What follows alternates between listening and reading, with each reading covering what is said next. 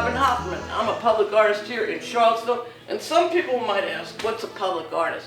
Well, a public artist could be somebody who goes around to musicians and carpenters and electricians' homes, but I'm doing a new series now. It's called The Locals Charlottesville Musicians.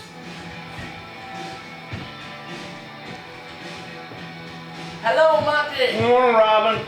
What's up today? So I'm here at your house in Monticello, one of your houses. One of them. And it's also very wonderful to see your paintings that you do. You have had acquired a taste for using acrylic paints mostly, and you have a stylization that what we would consider formally as folk art. Can you tell me a little bit about yourself in terms of why do you live in Charlottesville, first of all? Where did you come from, second of all? And just give me an idea about what you like to do in terms of tinkering and creative and music. Just go ahead, go for it. Go for it. Well, let's see. I'm from Cape Cod originally. Headed out in life on a motorcycle, went to Baton Rouge, which is getting rained on right now, because Ida is visiting. From there I got into construction, came back years later to work to build Coors Brewing Company's plant in the Shenandoah Valley. Love the valley, beautiful place. Bought a home, worked for Coors for close to 30 years, recently retired. And I decided to buy a place in Charlottesville. Well, my son's down the road, grandson, daughter, and now I'm in Charlottesville because I love the music scene, the nightclubs. Then of course COVID came along, kind of slowed things down, but I'm here. And Robin's here, moving this camera around crazily.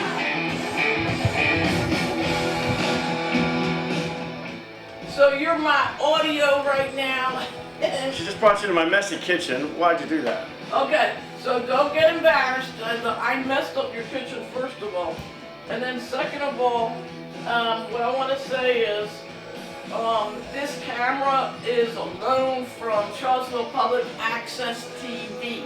And I wanted to know if you would want to do a music series on Charlottesville Public Access TV as part of like a podcast or just an ongoing kind of like who's who in Charlottesville, that sort of thing.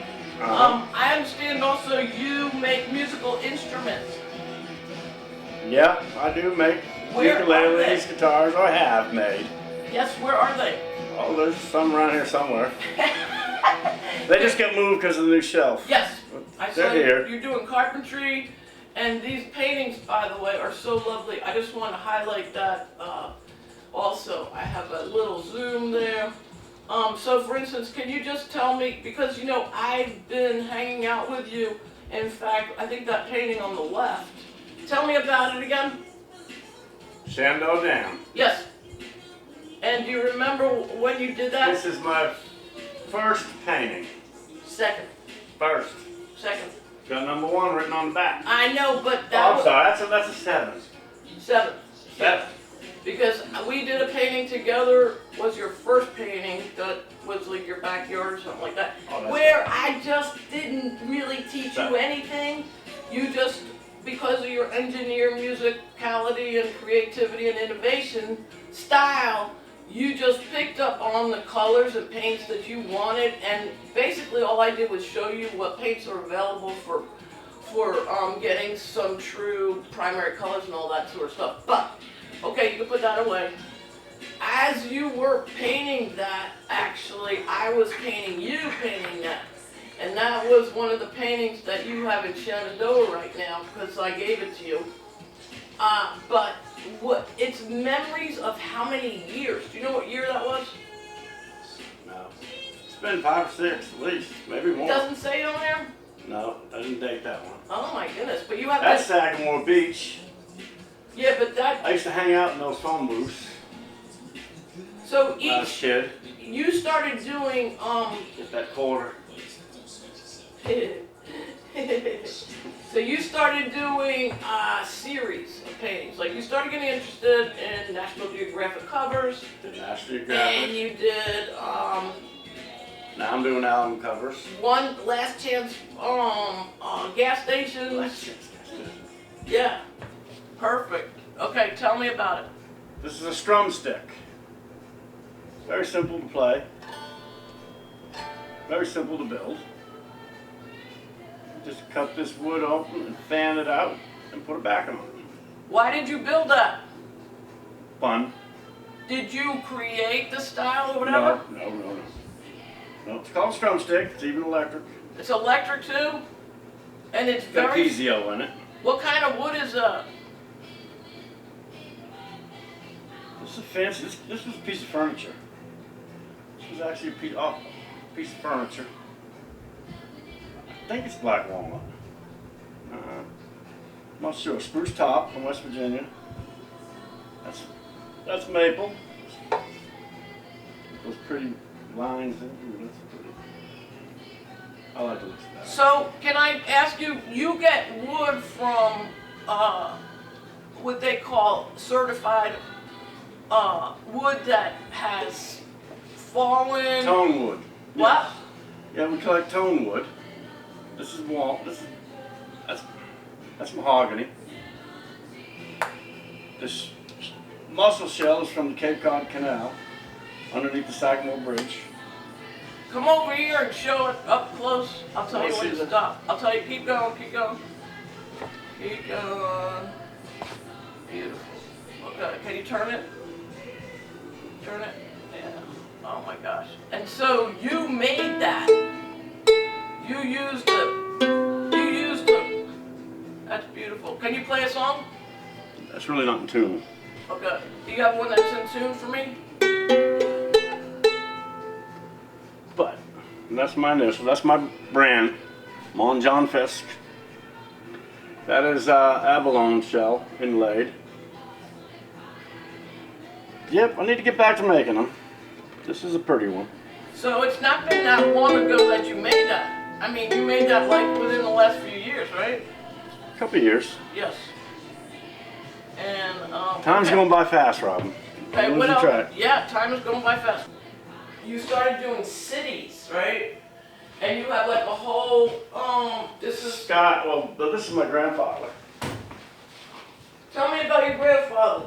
I love this story because when I met He you... was a famous Yeah, when I deer. met you, I actually met your sisters and your aunt and and your mom, who passed away the same time my mom passed away. But anyway, she was like an amazing woman as well, and she showed me the clippings of Madison Square Garden. So tell me the story about what your uncle, what? That's Bumpa, my grandfather, mother's Grandfather, side. right. He was a ski jumper. And what he became famous for is in between intermissions, he would put on a clown suit and go down the slopes, tumbling and falling and putting on a cute little show.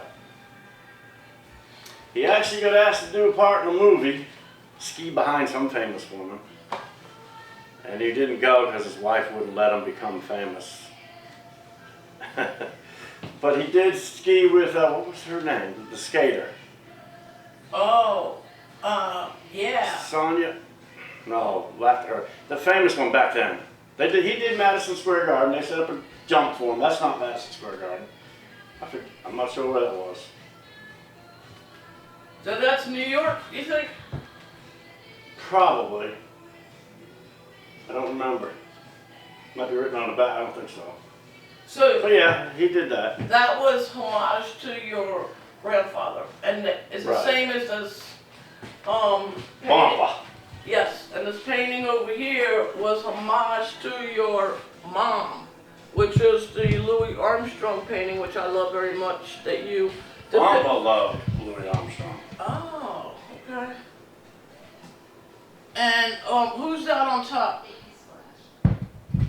That's Roosevelt Sykes from New Orleans. I saw him at Jazz Festival in New Orleans. He was incredible piano player. And who's this? In the center, that's the liner, inside liner to Prince, Purple Rain. And this and then one? you have the Motels. So you started doing and series. You had the Rolling Stones. That's not an album cover. That's something in my head. Yes. And the Eagles. So you started doing a series of things, of memories. Like, what did those shoes recall for you? Cyndi Lauper. Oh my goodness. That's Cyndi Lauper album. How about that motel? Rolling Stones, one of their songs. That And I really then, like. and then what I want to show also is, My big one. yeah, this one you decided to put in this house because of the sliding door, but also because it really does send a message when you walk in the door of your house, I think. As an artist, Don't mess with me. as a painter myself, I'm looking at all the different nuances that you created. What does that mean? You had decided that, you love painting. What does that mean? You get involved with the mixture of your paints. You get involved with the type of textures that you want to happen. And you're doing it sorely by instinct, sorely by feeling and sensation. And that is a true painter, by the way. And so, since you've been painting, you have not stopped. How many paintings have you had? Altogether? Since 2011, when you started? 120. 120. Is that something that's happening down there? Yes. Paintings. Yes. This one's in the progress. The Road Warrior. Is that? That is Mad Max. Mad Max from a photograph? And he's mad. The movie. Okay, so that came totally from your imagination? No. I have a picture. You have a picture? So now your process is the art form for me. A copy. There's Jefferson Airplane. And I'm working on it. Okay, remember you're interpreting, not copying. Whatever pleases you. No, that's the idea is that if it's a copy, it's a Xerox copy, right? Right. So the idea is that you are immersed into a composition, into the subject matter, but you then take it further, and that's what's unique to you. So, like for instance, your what's that getting called? Him? Mad Max. Mad Max. You are interested, for some reason, you don't know until you really play it out, of certain images. Look at this painting that's on the wall over here. Can you tell me about it? Yeah, it's yours. This is Robin's corner. Okay, but what is that painting about? That's her rendition of the river stones I was putting in my garden to keep down weeds. What I want to say about this recycling or whatever, there's a card table that was badly aged in Monte's garage, which is like Fun City, all kinds of things from Coors Beer. You worked at Coors Beer how many years? 28. 28. So you kind of started Coors Beer. You were the tool guy. You were the mechanic. Can you tell us about that? I came to build it, the construction work. And then I got hired, helped start it up, and then I got hired full-time maintenance. Maintenance in terms of what? Fix the machine, keep it running. And electric. I'm an electrician. Yes. And so that was still something that you do for people or industries and that sort of thing. But now you're retired. But what I want to say is, so this, amongst a whole lot of cool stuff, like, metal pieces, stuff that Monte thought was interesting, was sitting in his backyard as a bucket list. We share that because of my age. I also, as an artist, collect things where I think I'm going to assemble them or make sculptures out of them or use them for other things. Well, that's where I got this idea for old card tables that everybody seems to have. If they're anywhere near age 60, you will have an old card table. And so what we did was, Monte in his workshop in Shenandoah, he cut a piece of masonite, and I primed it, but he made it exactly the size of what used to be the inside of this card table. There was some metallurgy work, handmade stuff, so I kept that there. But anyway, if you take this off, if you have guests, you can use it as a card table. And then I thought, well, who... Right again? It's a date on it. What date is it? October 2011. See, this is when we first started. Monte started making paintings, and then he made a frame table. So I had to come over his house and paint his house.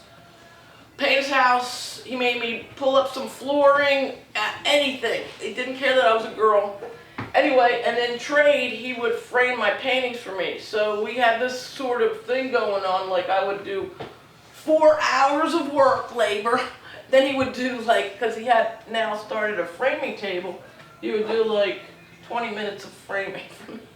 But anyway, and I sold those paintings to Martha Jefferson, director, a whole bunch of people using that found wood from the guitars and stuff. But so this becomes aerial view. So if you look from here, you actually see different views, but you're not in a horizontal, vertical place if you sit over here or you sit over here, when you're playing cards.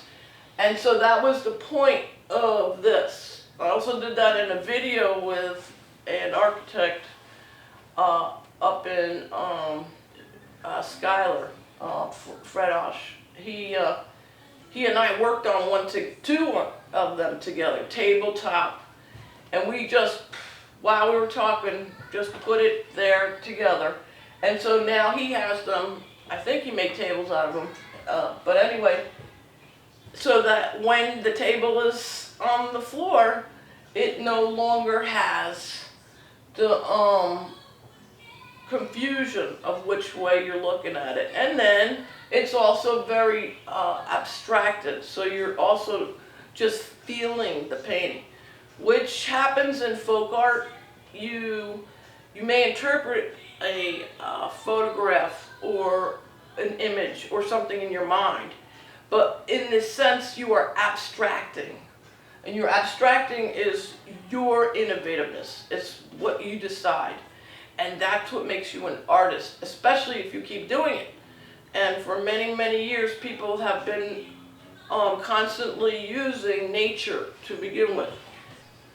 For the albums. How many albums do you have? Thousands. This is for the albums. Wow. Turntable will be here. That's what I'm putting out of the shelf for the turntable. Turntable's a 2 wide, 12 inches.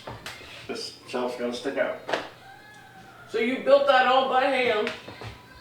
Yeah. You didn't just... Definitely by hand. Yeah. I wish I had some nicer equipment. But yeah, the receptacles will be hidden under the shelf. I don't want to see any wires, just the TV and the turntable. And of course, Wi-Fi.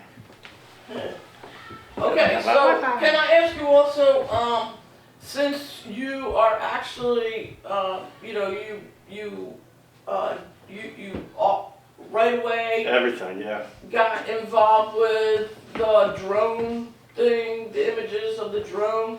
You bought a drone. Yeah, they're fun. Yes, and you also started doing your own audio for your house and that sort of thing. Do you think the evolution of digital music and stuff like that, did that transform the way you listen to things? Or are you still like the vinyl? As opposed to being in person, right? Like to actually be in a concert. But Sound-wise, they say vinyl is warmer and such. I just think it's cool. I've just been hooked on albums and vinyl and collecting it for years. I probably have more than enough to fill this shelf. I can't wait to fill it up. It's gonna look cool. And I love to see the thing spin. Yeah, there's hisses and pops. It ain't as wonderful as digital, but you know, I was thinking the other day, nobody's gonna buy albums anymore. Nobody's gonna buy CDs anymore. Everything's online.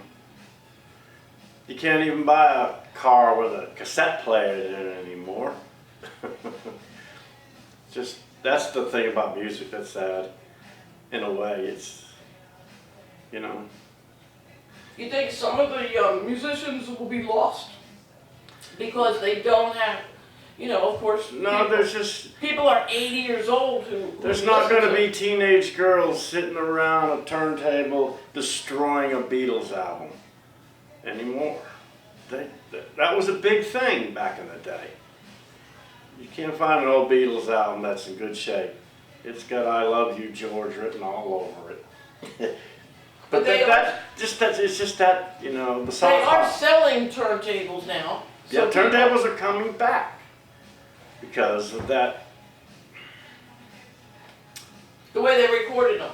No, your ability to play it when you want it, any way you want it, what you want to hear. You know, people say you can go online and get anything you want. Well, that's not true. With an album collection like this, I'm going to pull one out and not even read what it is. I'm just going to pull it out and go, okay. And then you listen to it and you go, oh, I like that song. You know? I played one the other day. Here's an example. Eddie Arnold. Now, he's probably too old for me and all that good stuff. But I still don't listen to this one. One of Grandma's. Actually, it was a cassette. And that cattle call come on. What was that? What movie was that in? It was one of those dark movies. But you know the cattle call? You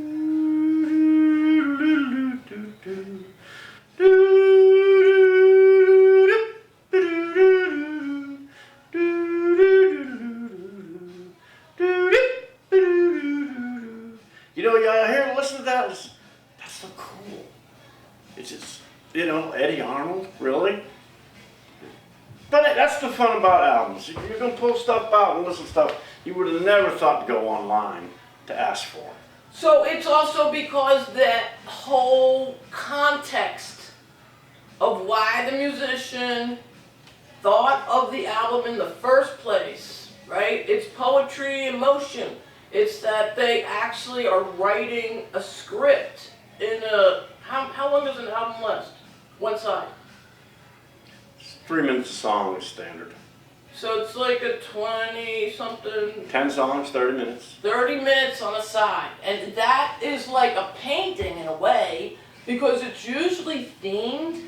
Not necessarily, but usually it's an art. It's like putting a painting in galleries, and then you have to sort of theme it. You can put, like for instance, having the album covers as a theme, and things like that. You can put, you know, a theme as your cities, as a theme, as musicians.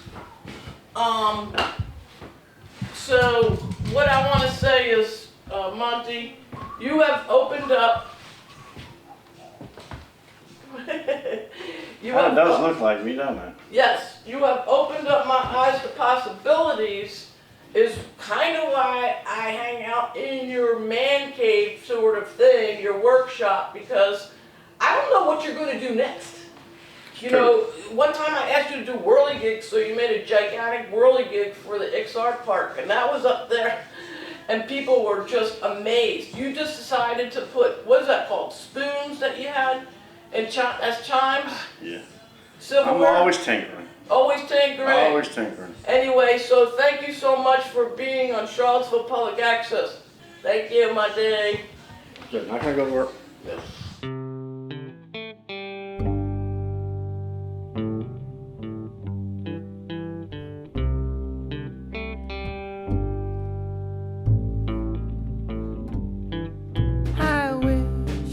I know.